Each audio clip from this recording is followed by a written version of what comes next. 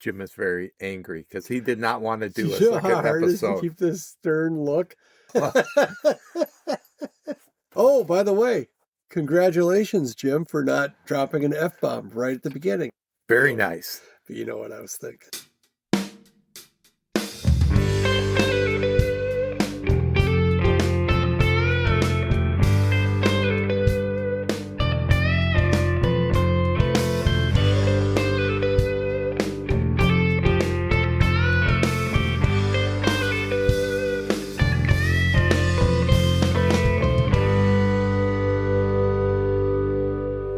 Hi, we're the Ascertainers. I'm Mark. I'm Jim, and I'm super glad that you joined us. I think this might be one of the best ones we've ever done. Oh, now he's being sarcastic. What? I don't know what you're talking about. I was being passive-aggressive. Get it right. Is this a sarcastic class? Do you Basketball. think? I think sarcasm. I speak two languages, sarcasm and then the other one. But yeah, the Ascertainers. This is season 4. It is. See, that's Congratulations. And mazel tov to you too, my friend. But to say season 4 is only to say that it's not 4 years old; it's 3 years old. It's 3 years, but we're in the start of the 4th year. Yeah, when a kid is fucking 3 years old. All right, I got a ticket. It's not that you fall; it's how you get back up. So I'm going to try. And this is also a protest because I wanted to watch basketball, and Mark went, "Oh, let's do another podcast." But Is that how I sound? no, you don't sound that good. I was trying to make it palatable for the listener, and by listener, you know who you are. Thank you. What were we just talking about? Because it's not how you fall, or You swore. no, but And then, yes, it's not no, how but you... I said it's not how you fall. But was that about the swear, or was that about? It was about the swear. What were we talking about before that? I have no idea. Oh, we got to rewind it. We got to do the whole tape again. Well, anyway, We're the Ascertainers. yeah, Welcome. yeah, we suck. No, you don't say that. Okay, I found my way back. Starship. Anyway, when a kid turns 4 years old, or when a kid turns, well, let's make it 3 years old, which is what our podcast is. You don't say that they're in their 4th year. You say they're 3 years old until they become 4. So that's why I have a problem with season 4. Yeah, Well, if you're watching anything on any streaming service, true. they go by seasons. So when the I'll third give you season's that. over, I just think of this as my child. And I was just trying to pump us up like we're part of something like Netflix. well, you can't spell Newts without N-E-T. That's it. Go to Newts. And throw in a W. You get the W for going to Newts. Come on. There it is. All right. This is basketball. We're in the this is a episode of unknown date, which I'm saying F it. We're just gonna say, by the way. Very nice. Thank you. Thanks for noticing. I'm really proud of that. Typically when we do a 2-episode in one evening, we spend about half of the episode talking about how we don't want to say it's March 27th, and but that's not what day it is now. You're going to hear this sometime in April or later, and the March Madness is going on, the men's NCAA. And Jim's in a mood Basketball because he wanted my Duke team to lose because I picked them to go all the way. And I picked Arizona, and it would benefit me if Duke lost, because that would thin out the I picked Duke to make it, but I picked them to lose to Arizona. So if Duke was out, so would also be a lot of other bracketeers. Was Duke the most common? What are you in, like a national bracket? I'm not. I'm just do it on my own. In the newspaper? Do you do it on analog? I actually write it out. No, but is it still in the physical paper, the little bracket? It's not. You take a piece of paper? I You take more than one piece of paper and then tape them together? I print off a bracket, Okay. Yeah. and then write in. Oh, the way But you I just- don't send it into CBS Sports I or understand, but ESPN. I was picturing you with a blank piece of paper and like drawing the lines and such. Like when Pete and I did the yearbook thing. You know about the yearbook thing. Remind me. Oh, I might get punched. You know about this. So Pete F and I, who we were den leaders for Cub Scouts. I know it's okay. None of the kids reported any negative experiences from this. But one year when the North Trail Elementary School yearbook came out, we saw a couple names that kind of jumped out at us. So we thought, why don't we make a NCAA type brackets out of this yearbook and find the most interesting name in the yearbook? So what we did is we took a blank piece of paper. Did my son know about this? No. Okay. Well, now he will. He was in the Final Four with Jackson, Hasfer, Braun, and Chance with a Z. He didn't win, though. Hasfer won. Did he make it to the final? He or made Final game? Four. But did he make it to the play or the final game? I think Braun and Hasfer battled it out. I think Jackson and Chance were far too common of names to... I spelt it TZ instead of CE. I think the Z helped in this context get him into the finals. He likes it. I like it. It was the first chance I'd run across. And, got about 50 minutes left.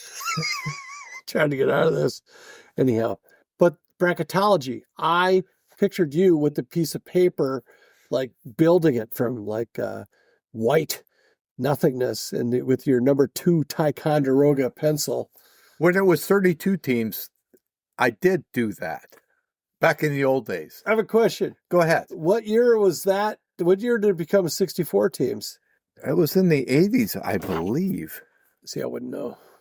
Because I picked Indiana when they were undefeated. I remember in I thought that was- 1988, I picked Kansas with Danny Manning, and they won it all without knowing anything. I think Chance will be mad at me because I told that story. He's angry at you most of the time. I think Chance likes me. I like Chance, but this could be a deal breaker. What if it was?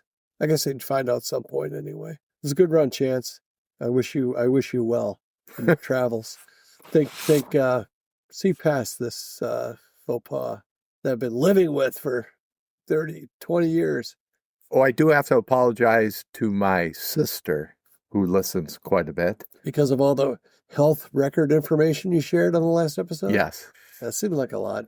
But we were born on the same day, and then I said years apart, but she heard years apart, and she was a little offended by that. Because you emphasized the word years? I didn't think I did, but I didn't mean that, sis. It Which was one? very innocent.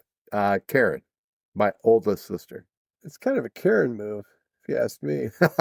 Years is plural. Year is singular. Was it years apart? Was it an accurate statement? It was. Did she not care for your tone? She did not care for my tone. That checks out. Good Karen, I episode. love you, and I'm only gonna stick with this to get you on the podcast so you can come in my basement, or we go on location to you, and you can punch me right in the eye on camera, on microphone, calling you out.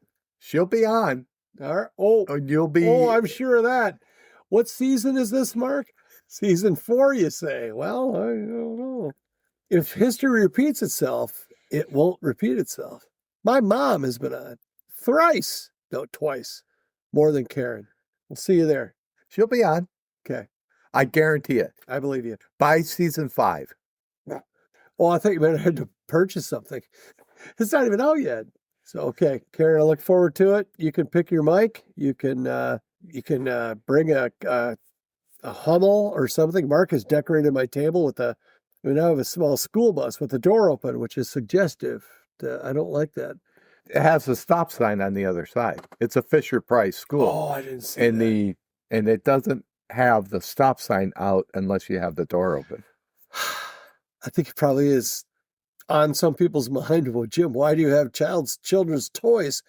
We recently had, last weekend, we had a baby shower for my son and his lovely wife who are expecting.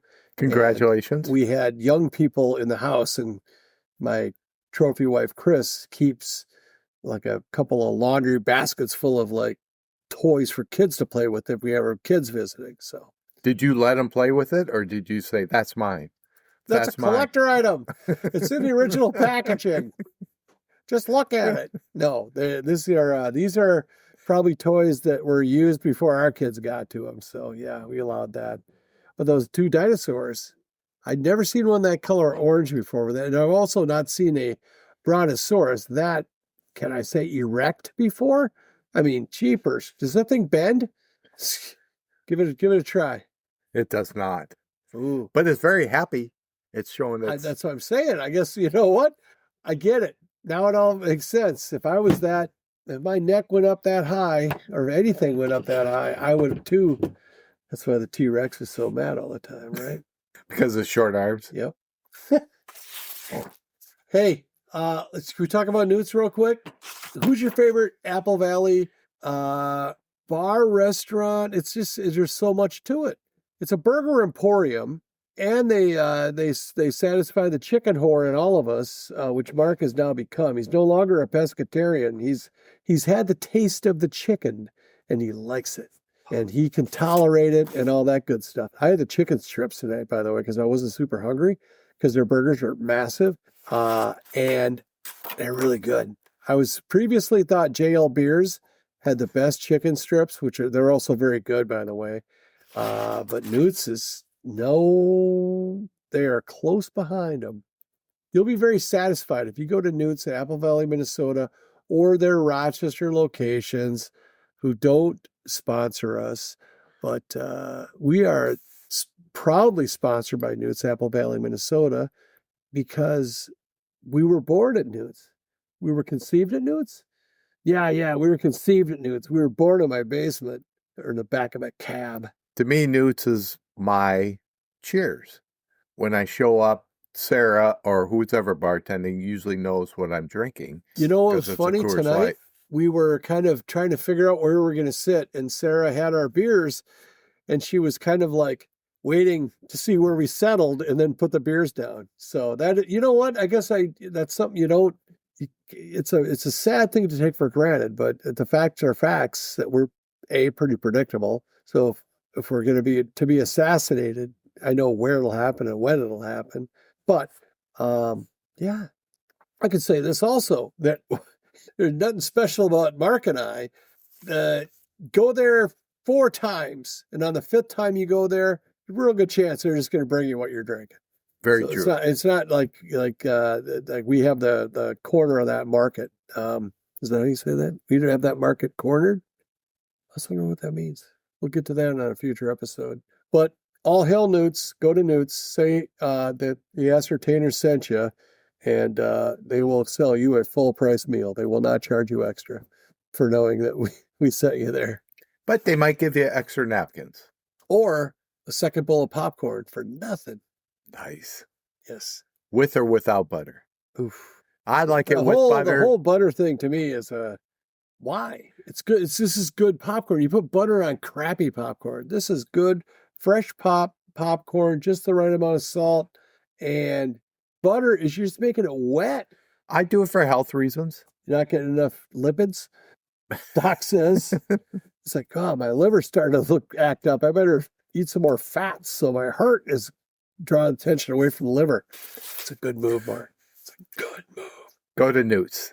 It's a great time. And you'll thank yourself afterwards. Damn it. There, see?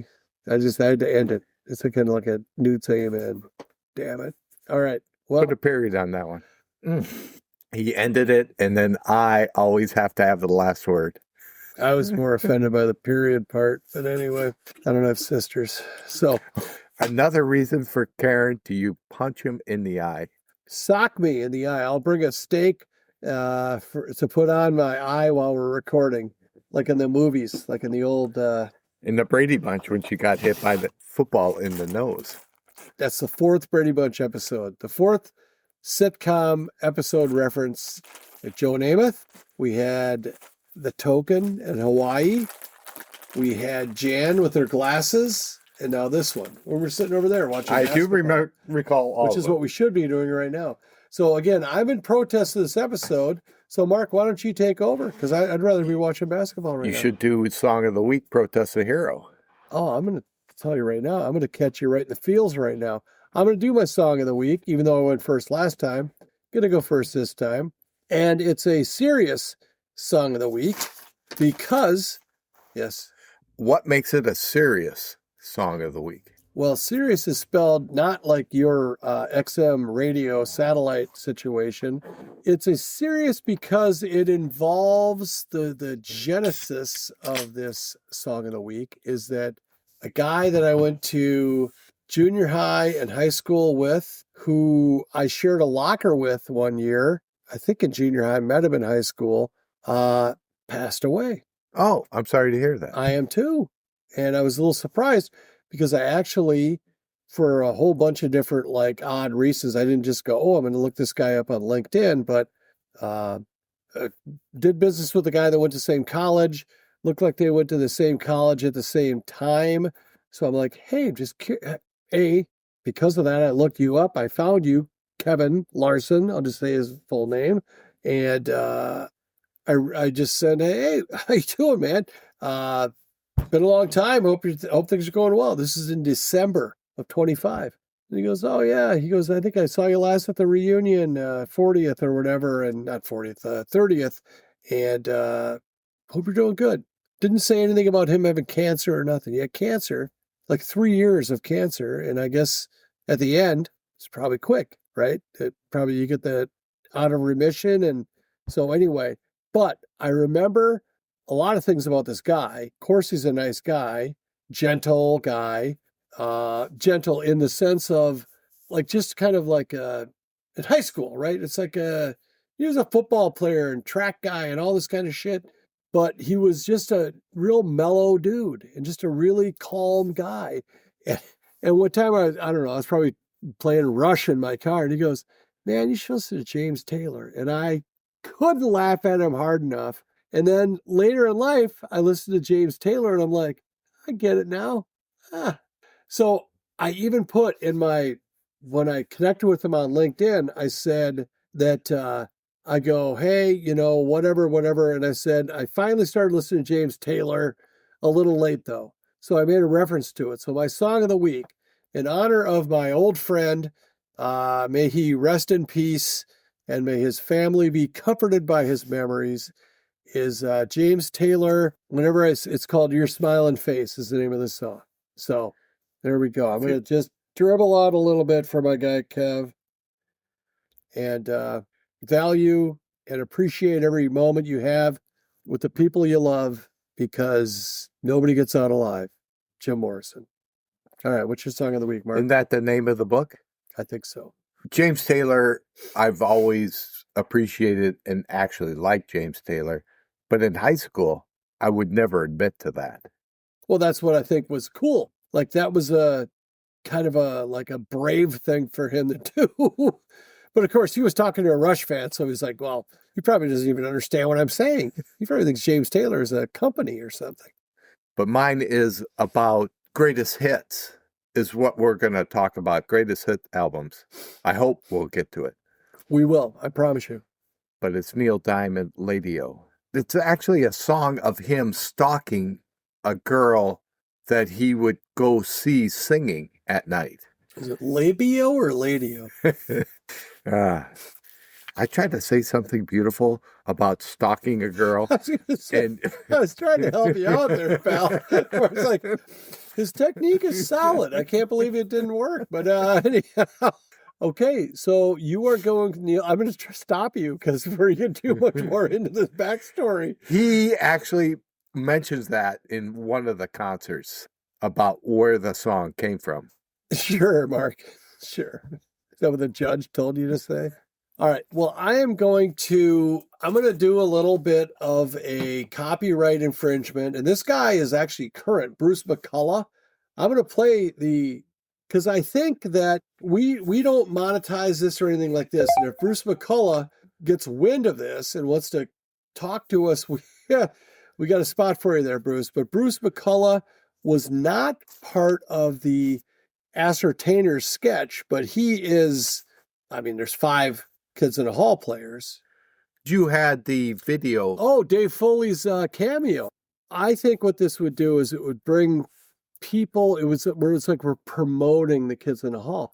But, so there's a little sketch of about a guy working in a record store, but so much of what he says, I think that there's like music bullies. And a lot of guys that work in record stores, they make you feel bad about stuff. Mark's pointing at me and pointing at his nose. I cannot believe you. Let's see if this is the one. New Depeche Mode record? Yeah, it's over there. But it sucks.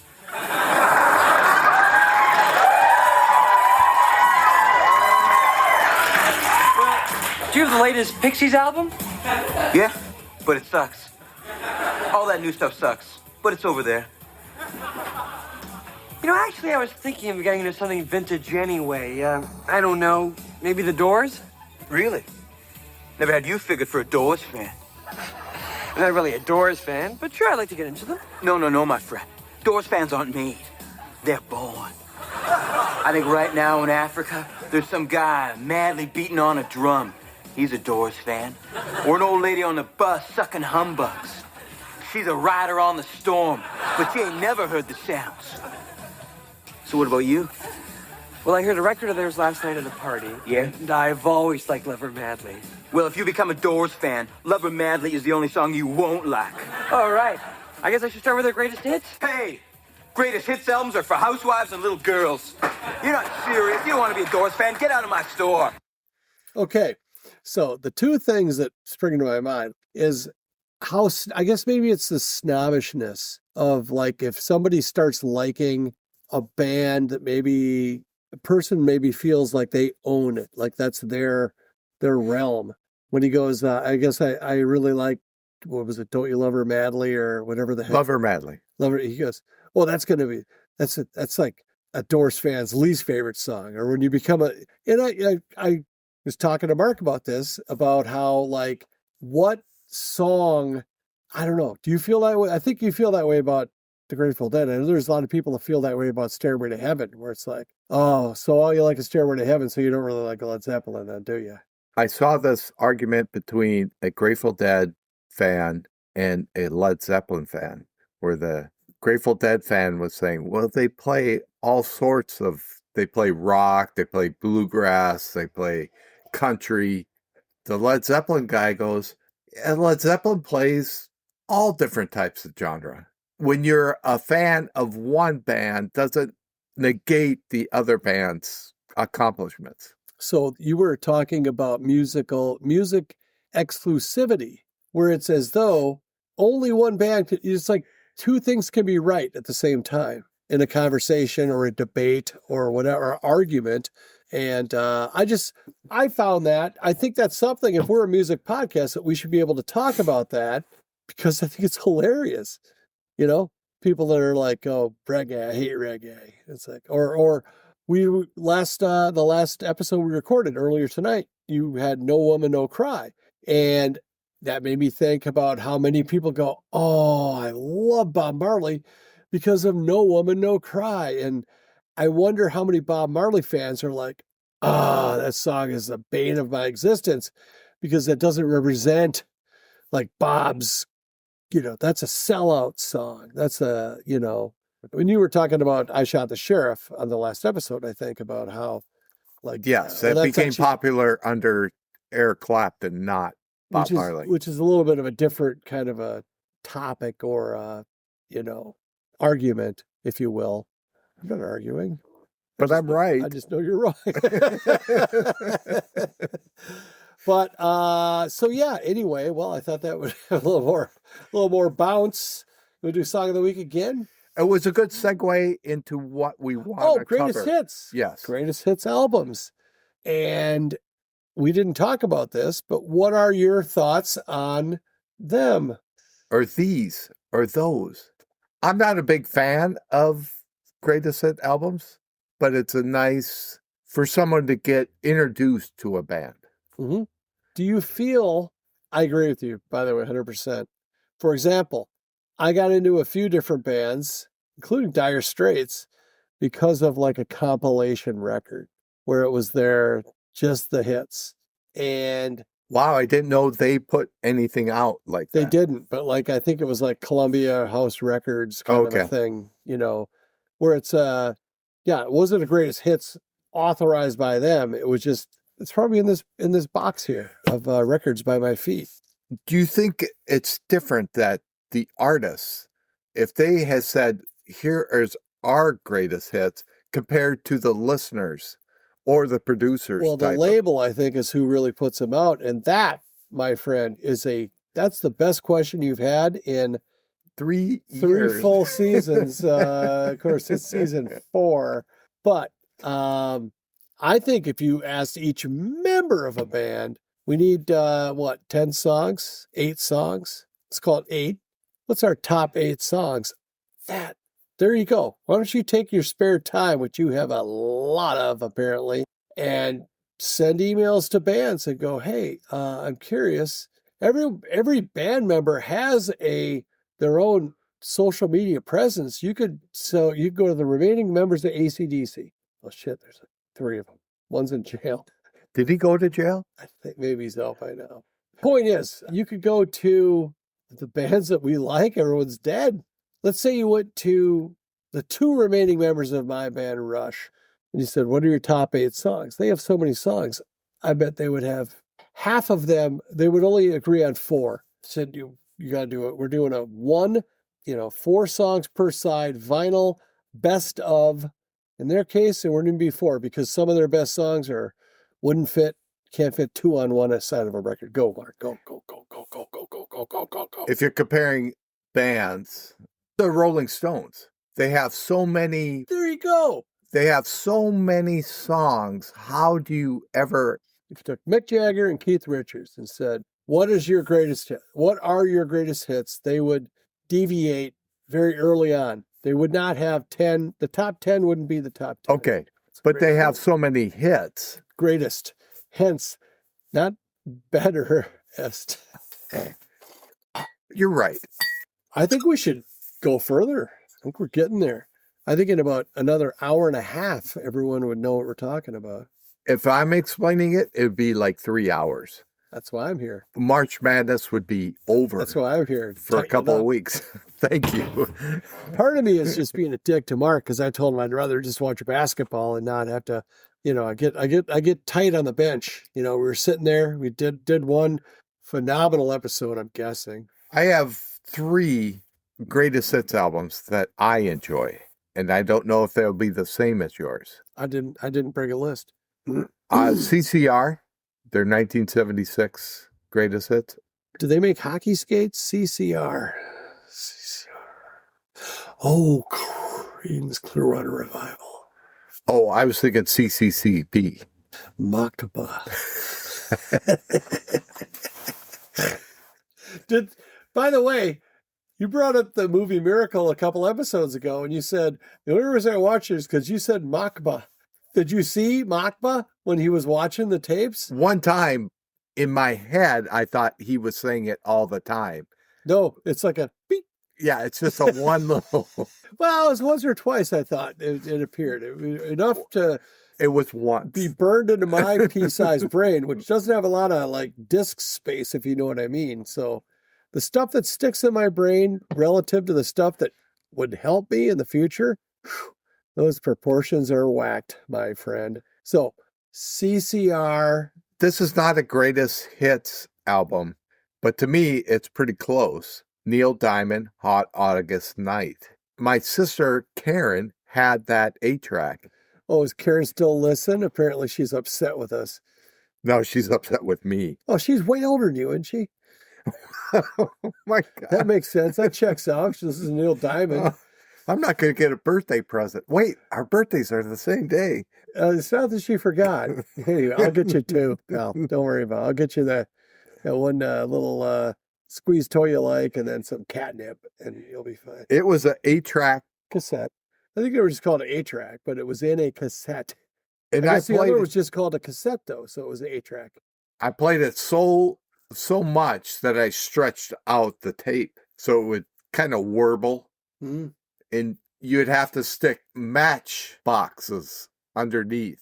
Oh, yeah, to tighten it up. Yeah, Yeah. kind of prop it I up. do the same thing when I make love to my wife. I throw a matchbook in there.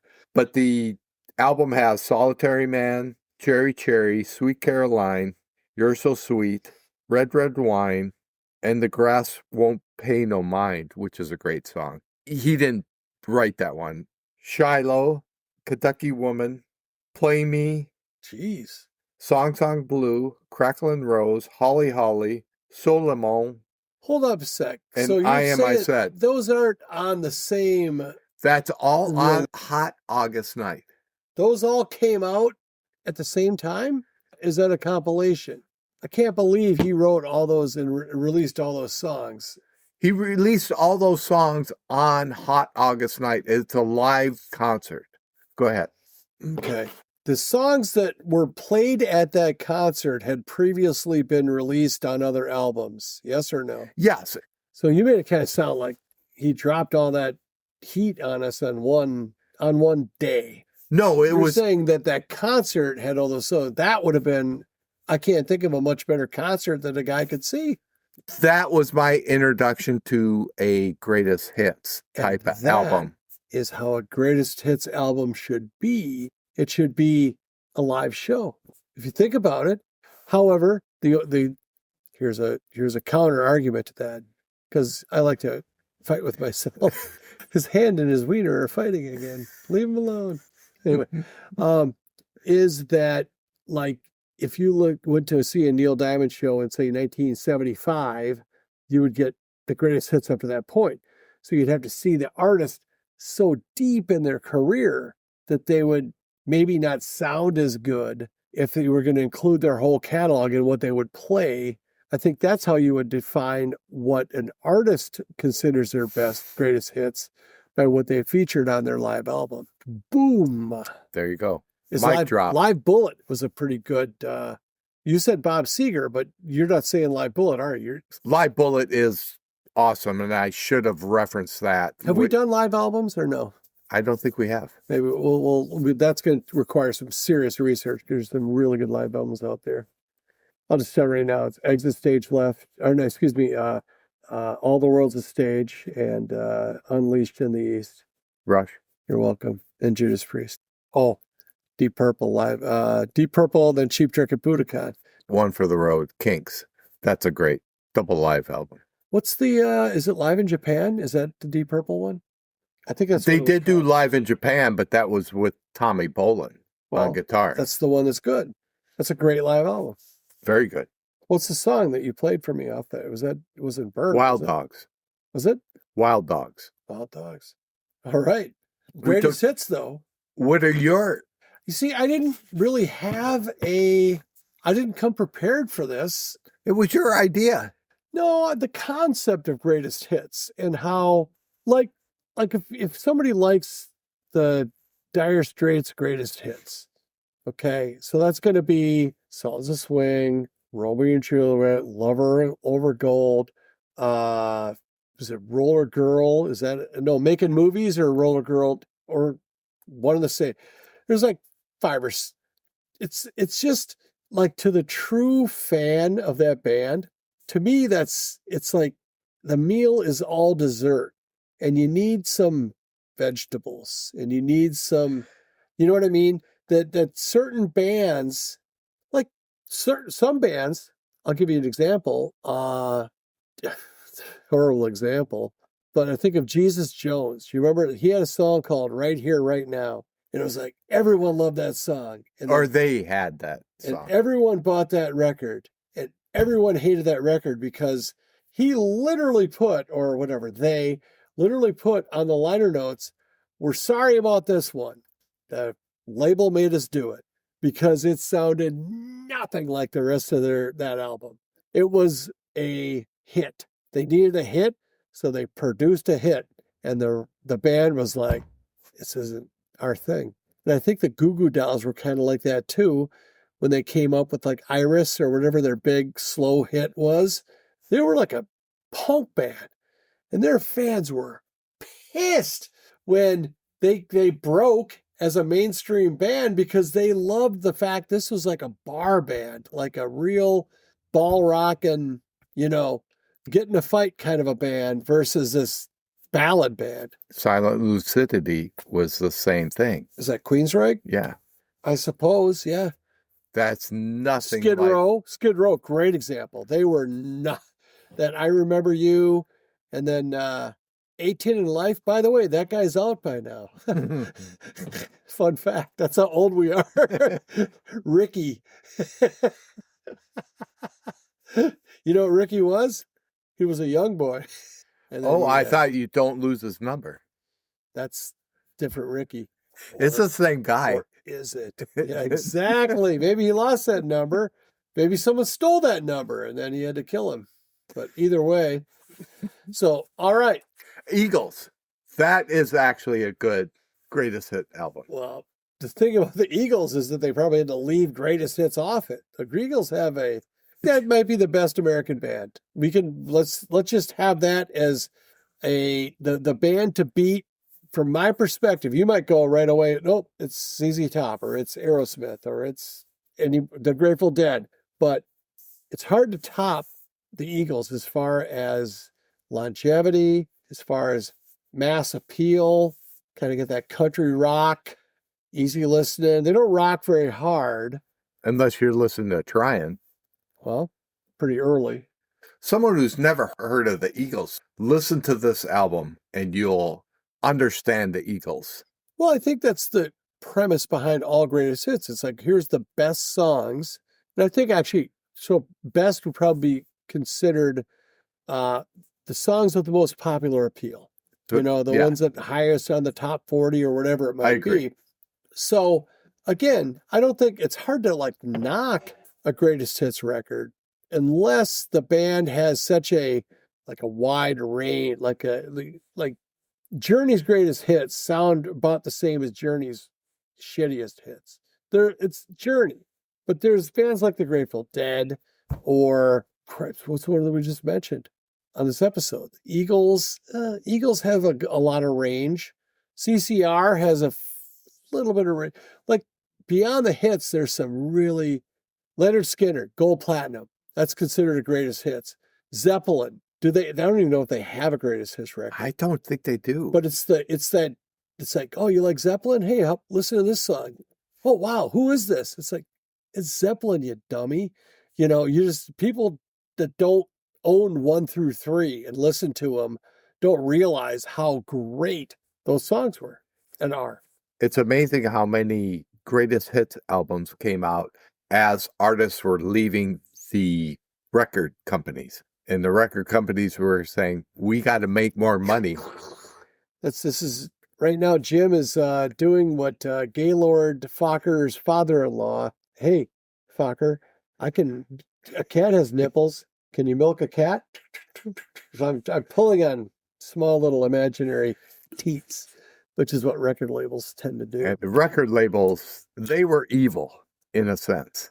Yeah, it takes 2 to tango, but it does. But you were signing young kids most of the time that had no idea about business, and you were just using them.